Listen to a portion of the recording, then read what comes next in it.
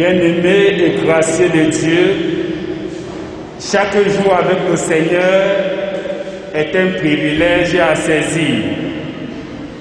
Là où nous affichons les échecs et les déceptions, le Seigneur nous attend et nous propose d'aller de l'avant. À l'occasion de cette première Sainte Seine, dans un contexte de confinement, le Seigneur Jésus nous dit: celui qui mange ma chair et qui boit mon sang a la vie éternelle, et je le ressusciterai au dernier jour. Que ces paroles vous fortifient et vous donnent de trouver dans le pain et le vin que nous allons partager l'amour de notre Seigneur. Amen. Sur les ailes de la foi, numéro 184, premier couplet. J'ai soif de ta présence divine, chef de ma foi, dans ma faiblesse immense, référerai-je sans toi. Chaque jour,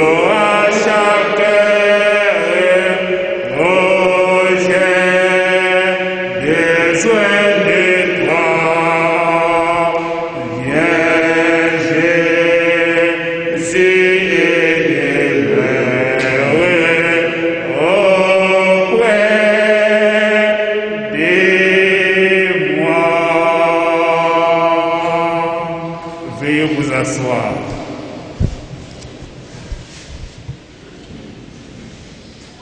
En présence du Dieu très saint, c'est l'occasion pour chacun d'entre nous de confesser ses péchés. Prions le Seigneur.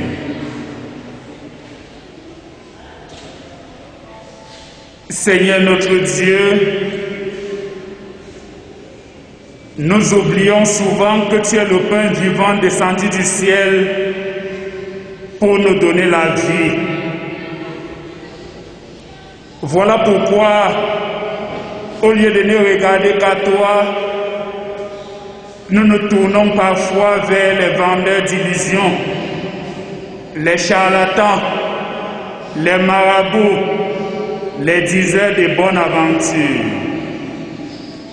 Roi des rois, toi qui es amour, pour tous ces manquements et de nombreux autres, prends pitié de nous et aide-nous à vivre comme tu veux. Au moment où nous allons lire ta parole, Seigneur, nous prions afin que ton Saint-Esprit nous éclaire aujourd'hui et tous les jours. Amen. Jésus, par ton sang précieux, enlève mon iniquité. Regardez-moi au-dessus. Dis-moi que tu m'as pardonné. J'ai longtemps erré, cœur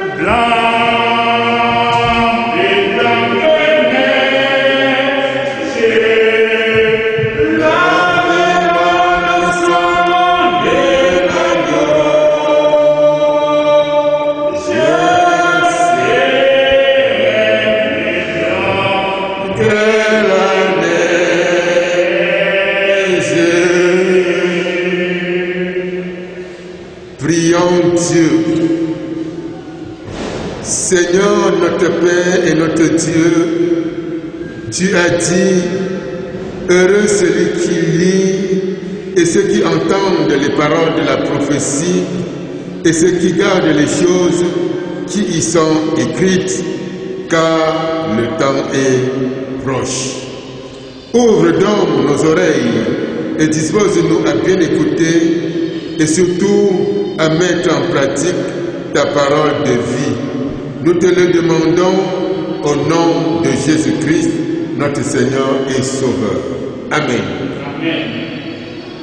Avec notre calendrier de lecture biblique, nous vous proposons comme texte d'appui la bonne nouvelle du salut selon Jean, chapitre 6, les versets 51 à 58. Jean 6, 51 à 58. Là, il est écrit: Je suis le pain vivant qui est descendu du ciel. Si quelqu'un mange de ce pain, il vivra éternellement. Et le pain que je donnerai, c'est ma chair, que je donnerai pour la vie du monde. Là-dessus, les Juifs disputent entre eux, disant: Comment peut-il nous donner sa chair à manger? Jésus leur dit: En vérité, je vous le dis, si vous ne mangez la chair du Fils de l'homme, et si vous ne buvez son sang, vous n'avez point la vie en vous-même. Celui qui mange ma chair et qui boit mon sang a la vie éternelle, et je le ressusciterai au dernier jour.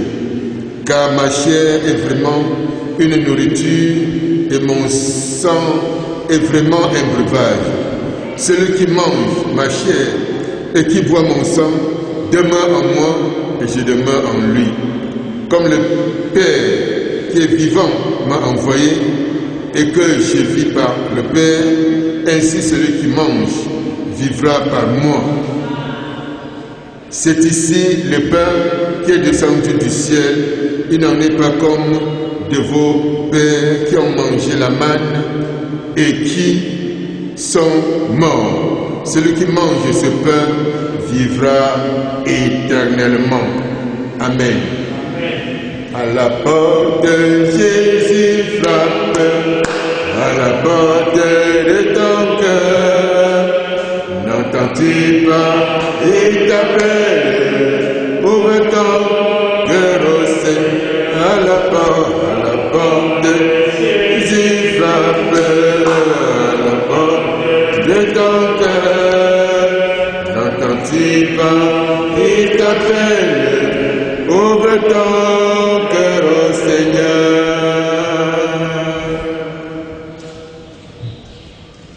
Je suis le pain vivant qui est descendu du ciel. Si quelqu'un mange de ce pain, il vivra éternellement. Frères et sœurs en Christ, après plus de 2 mois sans nous approcher de la table sainte, ce passage biblique vient à point nommé. La lutte pour le pain est la première des nécessités. Elle peut être une très grande et très belle réalité dans notre vie. Mais elle est aussi bien souvent cause des conflits et d'amertume. Le pain quotidien, bien qu'étant indispensable pour la vie de notre corps, ne donne pas pourtant à notre vie sa raison d'être, à savoir l'harmonie, la paix et la joie du service. Aussi, le Seigneur Jésus déclare: l'homme ne vivra pas, oui, le Seigneur de déclarer, l'homme ne vivra pas du pain seulement. Dans un monde où sévit une crise alimentaire et sanitaire avec un désordre économique, social et même culturel, dans un continent où la corruption l'injustice et la pauvreté sont devenus une gangrène endémique. Dans un pays où tout est bradé et où la ventrologie est la règle d'or, Jésus utilise admirablement l'image de la nécessité du peuple pour focaliser le regard de ses disciples sur lui. En réalité, tout est sens dessous à cause d'une recherche effrénée du peuple. Pourquoi les guerres, les luttes, les divisions, les querelles, les mensonges et les médisances dans le monde? Ces tares de la société ambiante sont transplantés dans l'église, les paroisses, les groupes choraux et même les mouvements. Quelle image présente l'église au monde? Quand on parle de l'église, certains d'entre nous pointent du doigt, d'un doigt accusateur, les dirigeants et même les responsables. L'église, c'est moi, c'est toi, c'est chacun d'entre nous, c'est l'assemblée. Au-delà du temporel, il y a l'essentiel, le capital, le point centrifuge et centripète, à savoir Jésus-Christ. Oui, Jésus-Christ est le Père vivant qui est descendu du ciel. Non seulement il a en lui la vie éternelle de Dieu, mais quiconque mange Jésus aura également la vie éternelle. Si quelqu'un mange de ce pain, il aura la vie éternelle. Oui, frères et sœurs, que se passe-t-il si nous sommes privés d'aliments nutritifs? Le pain est un aliment d'entretien de la vie. Jésus-Christ est la vie et il donne la vie à celui qui croit en lui. Le pain est un aliment de base, mais sans Jésus, il nous manque l'essentiel. Le pain est un aliment complet qui rassasie et qui peut être consommé par tous. Jeunes et vieux, savants et ignorants, riches et pauvres, femmes comme hommes. Mais Jésus-Christ est le seul, voire l'unique, qui peut satisfaire pleinement tous les hommes. Le vrai pain n'est pas d'origine miraculeuse, à l'instar de la manne. Jésus est le pain qui donne la vie du monde. Je suis le pain vivant.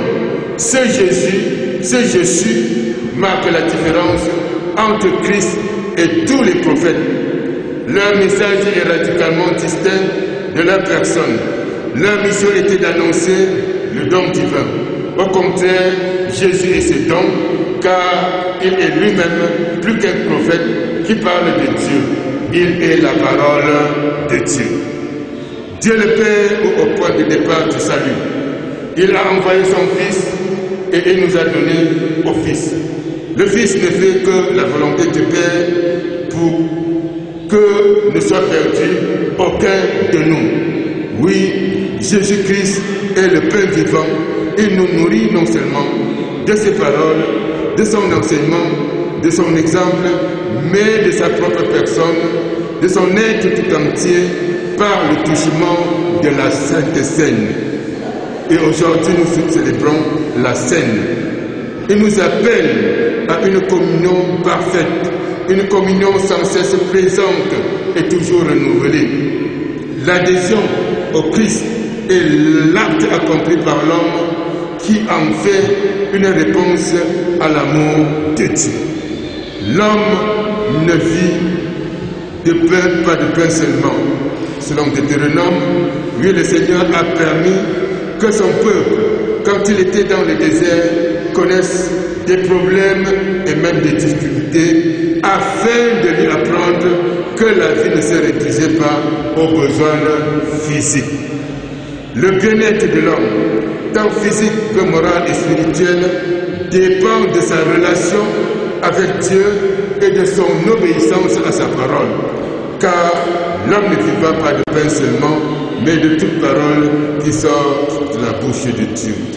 Le Seigneur permet parfois que nous traversions des épreuves. C'est une forme de discipline paternelle destinée à nous apprendre à dépendre plus étroitement de lui et à être disponible à recevoir ses paroles. La postérité nous incite d'oublier Dieu et ses commandements.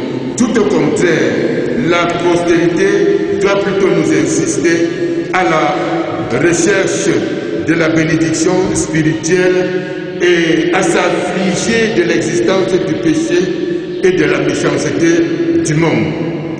Les Juifs ont travaillé pour une nourriture qui périt. Et nous, pour quelle nourriture travaillons-nous? Pour quelle nourriture travaillons-nous?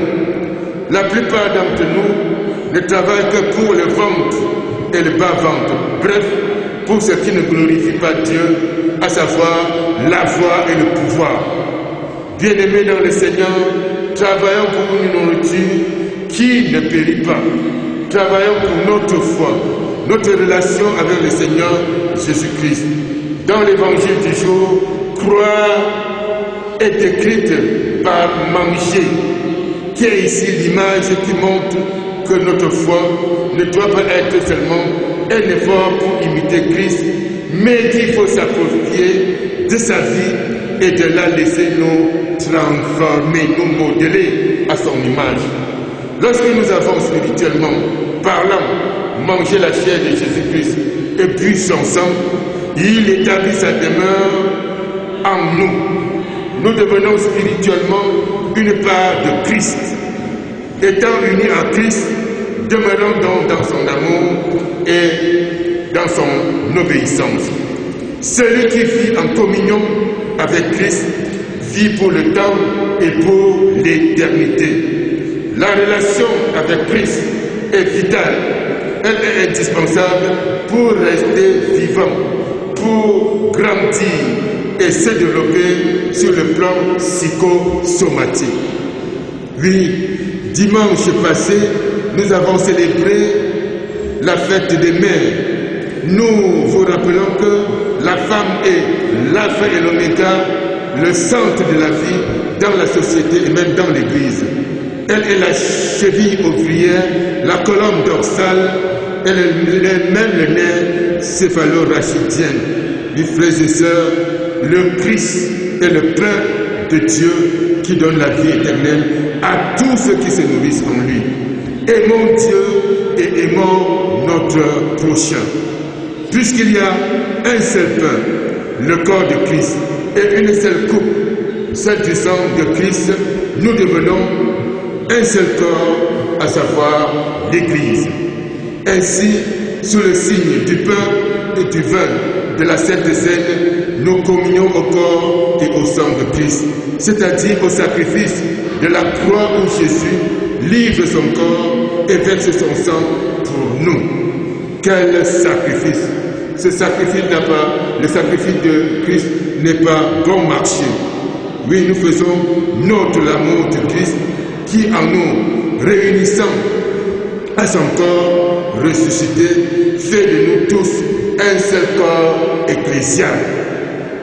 L'unique pain de la scène est ainsi le signe efficace de notre union au Christ et de notre communion fraternelle. Qu'il bénisse lui-même et sanctifie l'audition et la mise en pratique de sa parole. Amen. Mon cœur joyeux, plein d'espérance, s'élève à toi, mon Rédempteur.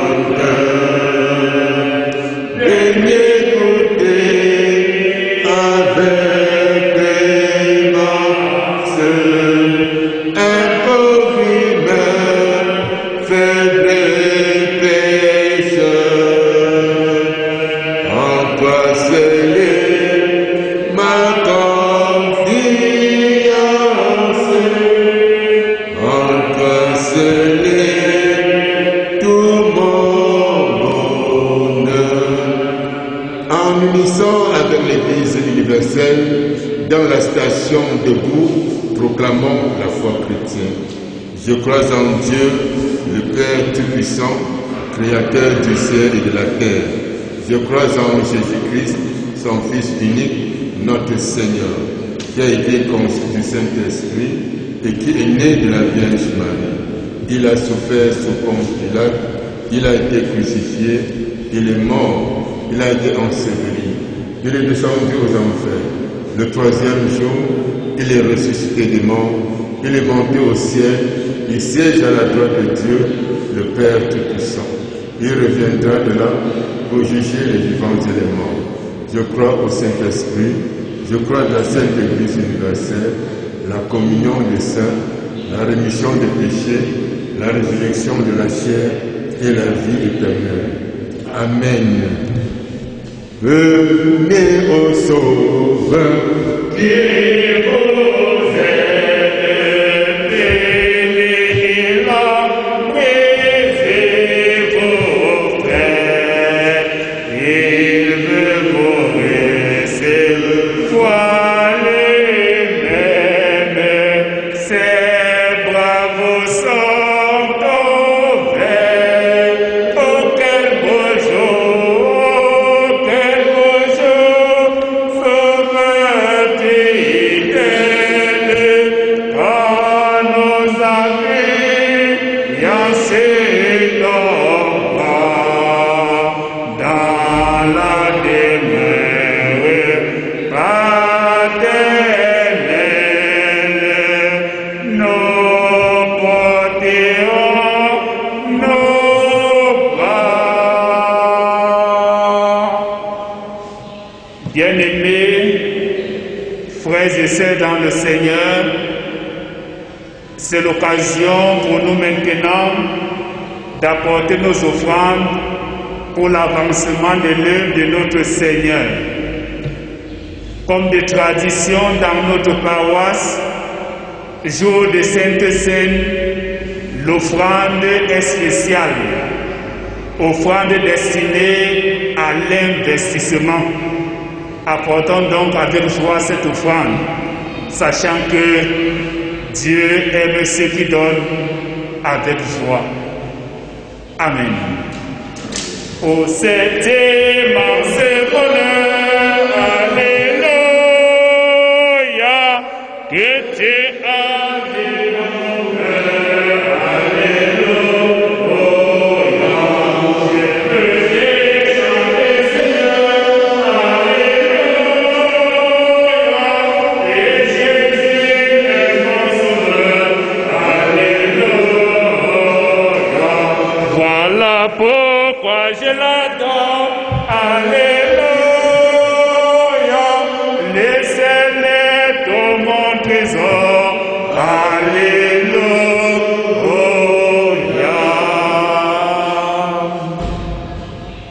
Seigneur notre Dieu et notre Père, à l'occasion de ce rassemblement, ces premiers cultes avec Sainte Seine, dans un contexte de confinement, voici les offrandes que nous apportons. Tu sauras toi-même les fructifier afin qu'elles servent à l'édification de ton œuvre ici-bas au nom de Jésus-Christ. Amen. Merci. Bien-aimés, frères et sœurs et chers auditeurs, nous tirons peu à peu vers la fin de cette célébration et c'est l'occasion de prier les uns pour les autres. Prions le Seigneur. Seigneur notre Dieu et notre Père, parvenus au terme de cette célébration, qu'avons-nous compris? Qu'avons-nous retenu? Quel message pourrons-nous transmettre à nos frères et sœurs qui n'ont pas pu être avec nous? En nous voyant vivre, pourront-ils voir en nous ceux-là qui ont mis leur totale confiance en toi, toi qui es le pain descendu du ciel, pour que nous ayons la vie. Seigneur, nous voici. Tu Tu nous connais mieux que quiconque.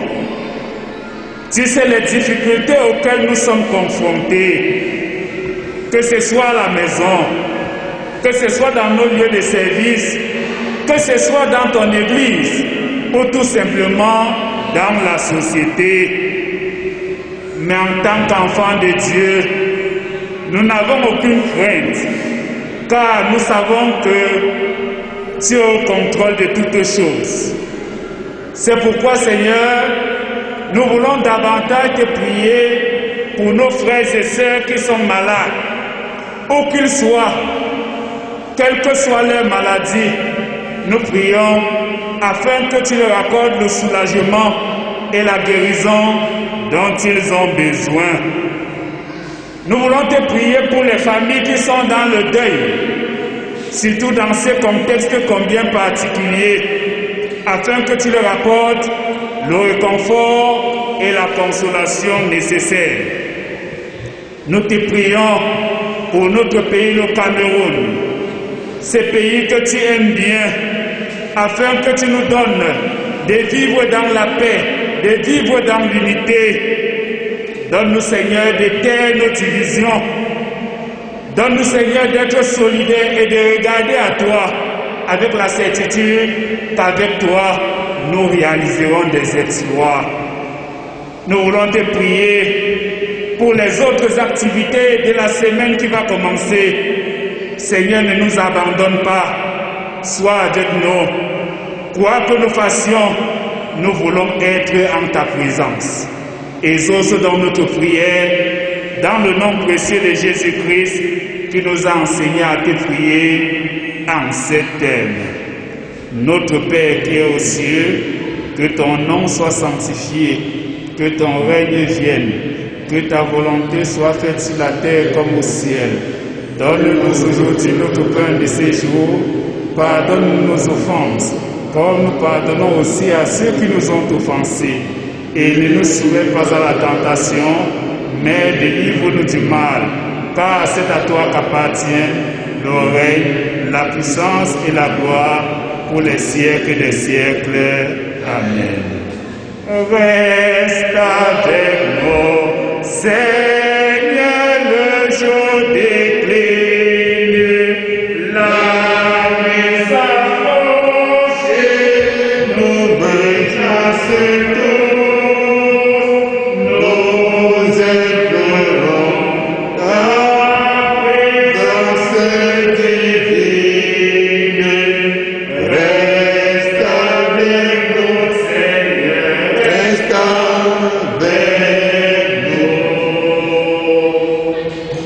Jésus-Christ est le pain vivant descendu du ciel. Dans la lutte pour la survie, Jésus-Christ est le seul qui peut satisfaire le besoin des hommes. Et que le Seigneur vous bénisse lui-même et vous garde. Que la gloire de l'Éternel rayonne continuellement en vous. Que son amour habite constamment dans vos cœurs, qui porte sur vous un regard favorable et vous donne la paix, qui comble tous vos besoins. Allez dans la joie. Amen. Amen. Le nom de Dieu.